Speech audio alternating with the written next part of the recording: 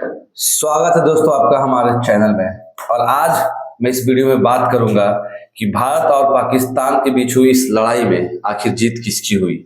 आप सभी आजकल इंस्टाग्राम सोशल मीडिया पे आप देख रहे होंगे कि पाकिस्तान वहां उधर सेलिब्रेट कर रहा है कि हम जीत गए हैं, इधर इंडिया सेलिब्रेट कर रहा है कि हम जीत गए हैं, और बीच में यूएसए आता है यानी कि अमेरिका, और उसका जो राष्ट्रपति है वो कह रहा है कि हम जीत गए हैं। तो आखिर इस युद्ध में जीत किसकी हुई, चलिए हम लोग जानेंगे इस वीडियो में बहुत ही आसान तरीके से, और बहुत ही एक आसान स्टोरी में आपको समझाऊंगा कि आखिर इस युद्ध में हुआ क्या और आखिर जीत किसकी हुई, या ये युद्ध अभी तक खत्म हुआ है या नहीं।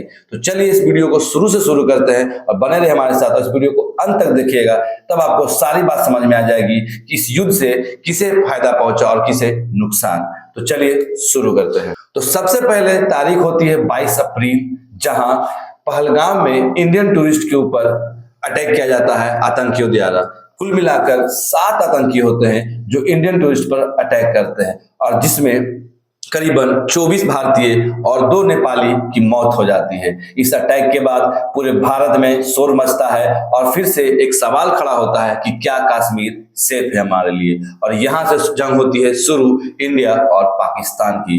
अटैक होने की मात्र आप समझ सकते हो कि 5 से 6 घंटे में इंडियन आर्मी ने पता किया तो पता चला कि 8 आतंकी आए थे, जिसमें से 5 आतंकी पाकिस्तान के साइड से थे और 3 आतंकी इंडियन रीजन जम्मू कश्मीर के थे। और ये जब इंफॉर्मेशन इंडियन आर्मी को हाथ लगती है, वो टेरर हंट पे निकलते हैं, और सबसे पहले वो जम्मू कश्मीर में रहने वाले जितने भी तीनों आतंकी थे उसका सर्च ऑपरेशन निकालते हैं। और उस सर्च ऑपरेशन में जब उन्हें पता चलता है कि किनका हाथ था, तो उनके घर को गिराया जाता है, उनसे जुड़े सभी लोगों को अरेस्ट किया जाता है, और फिर इंडियन आर्मी खोजती है उसका अगला कैंप। और इसे करके इंडियन आर्मी कश्मीर में जितने भी टेरर ग्रुप कैंप बने हुए थे उस सभी को वो फाइंड आउट करती है और सभी पर एक्शन लेती है।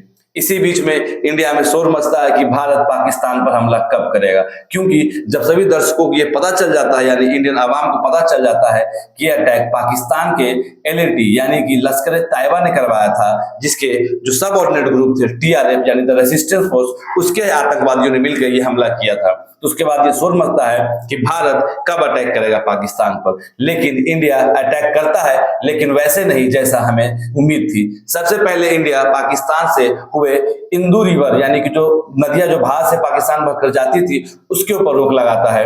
उसके बाद भारत उनके ऊपर हुए जितने भी ट्रेड यानी कि जितना भी सामान आप समझ सकते हो कि इंडिया से पाकिस्तान जाता था या पाकिस्तान से इंडिया आता था, भारत उन सभी ट्रेडों पर आराम लगा देता है और ये कहता है कि अब से पाकिस्तान के साथ हम कोई भी ट्रेड किसी भी लेवल पर नहीं करेंगे। ये होती है दूसरी अटैक। तीसरी अटैक इंडिया ये करता है कि उनके जितने भी डिजिटल स्ट्राइक, आप ये कह सकते हैं कि जितने भी यूट्यूब चैनल थे, जितने भी उसके मीडिया चैनल थे जो पाकिस्तान में से होकर इंडिया में चल रहे थे, उन सभी चैनलों को भारत बंद कर देता है, और यहां से पाकिस्तान की शुरुआत होती है जंग की।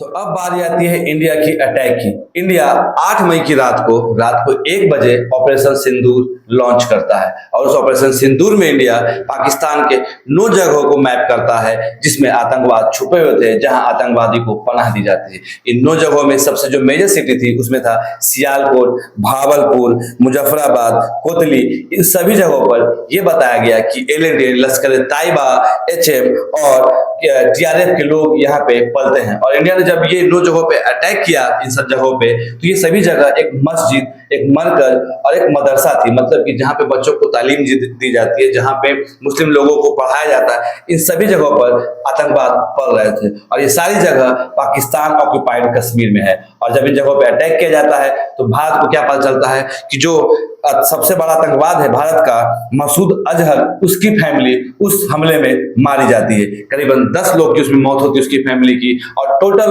लॉस जो इंडियन द्वारा बताया गया है हमारे सोर्सेज द्वारा, कुल मिलाकर 56 लोग उन सभी 9 जगह पर मारे जाते हैं। और इसके बाद पाकिस्तान में मचता है हाहाकार, और पाकिस्तानी मीडिया शुरू हो जाती है रंडी रोना लेकर, जहां पे हर एक मीडिया चैनल पे ये दिखाया जाता है कि एक बच्चे का वीडियो आपने देखा होगा सर्कुलेट किया जा रहा था पाकिस्तान की तरफ से इंस्टाग्राम पे या फेसबुक पे या ट्विटर पे, कि कहा जाता है कि भारत ने एक बच्चे या सिविलियंस पे अटैक किया, बट ऐसा कहीं नहीं है। भारत ने जितने भी टेररिस्ट अटैक प्लेसेस किए थे उसके सबूत भारत ने सैटेलाइट इमेज के थ्रू सभी को दिखाया है। और इंडिया ने जितने जगहों पर अटैक किया उसका सारा सबूत सैटेलाइट इमेज, डिजिटल इमेज और फुटप्रिंट इमेजेस के थ्रू इंडिया रिलीज किया है। तो ये कहना काफी गलत था कि भारत ने सिविलियन के ऊपर अटैक किया था। उन सभी जगहों पर आतंकी पल रहे थे और उन सभी जगहों पर लश्कर तैयबा, JNT, HM, इन सभी जितने भी आप आतंकवाद ग्रुप को जानते हो उसमें से मैक्सिमम जो मेजर आतंकवाद ग्रुप है वो सब उन जगहों पे पल रहे थे। इसके बाद पाकिस्तानी मीडिया में हाहाकार शुरू होता है और पाकिस्तान की तरफ से रिटेलिएट शुरू होता है, यानी कि पाकिस्तान भी अब फायरिंग ओपनली करना शुरू करता है इंडिया पे। इसके बाद शुरू होता है भारत और पाकिस्तान के बीच में जंग जो 3-4 दिनों तक लगातार चलती है, जहां एक दूसरे पे गोला बारूद, गोलीबारी और एयर डिफेंस सिस्टम का एक नंगा खेल चलता है। तो सबसे पहले होता यह है कि उस अटैक के बाद अगले ही दिन सुबह में जो है पाकिस्तानी आर्मी, जो मसूद अजहर की फैमिली की जो बॉडी थी उसके ऊपर पाकिस्तान का झंडा चढ़ाया जाता है और पाकिस्तानी आर्मी अभी के करंट यानी कह सकते अभी के मोस्ट वांटेड जो है हफीज रऊफ, जो यूएसए के टेररिस्ट में लिस्ट पे सबसे नंबर 1 पे अभी चल रहा है, वो है हफीज रऊफ। और वो उन सभी पाकिस्तानी आर्मी के साथ खड़ा दिखता है और उन सभी जो आतंकवादी मारे जाते हैं उनके साथ बैठकर वो प्रार्थना कर रहा था। और इस वीडियो में आप इमेज में देख सकते हैं कि किस तरीके से पाकिस्तानी आर्मी इस आतंकवाद के साथ मिलकर खड़ा होकर उन सभी को एक सैल्यूट दे रही है। तो ये एक्सपोज करता है कि पाकिस्तान अभी भी टेररिस्ट लोगों का कैंप है, हब है, जहां टेररिस्टों को बनाया जाता है, उन्हें सिखाया जाता है कि कैसे आतंकवाद मचा। अब दोनों देशों के बीच में जंग छिड़ चुकी थी। दोनों देश एक दूसरे पर ड्रोन के थ्रू, मिसाइल के थ्रू, रॉकेट के थ्रू एक दूसरे पे वार करना शुरू करते हैं और इसमें काफी नुकसान होता है। अगर हम इंडिया की बात करें तो इंडिया के जो शहर है पुंछ है, वहां सबसे ज्यादा नुकसान देखने को मिला है पाकिस्तानियों के द्वारा। वहां करीबन 28 लोगों की मौत हुई उस पुंछ में, जहां से पाकिस्तानियों द्वारा फायरिंग की गई। उसके अलावा भारत के इलाके जैसे जैसलमेर हो गए, जम्मू कश्मीर हो गया, पंजाब हो गया और हरियाणा हो गया, ये सब जगह थे जहां पे ब्लैकआउट का सबसे ज्यादा असर दिखा, जहां पाकिस्तान की आर्मी ने ड्रोन से, मिसाइल से अटैक किया। इनमें से कुछ जगहों पर ड्रोन अटैक गिरा भी, जहां आम लोगों द्वारा वीडियो बनाया गया, ये आप हमारे चैनल पे देख सकते हैं।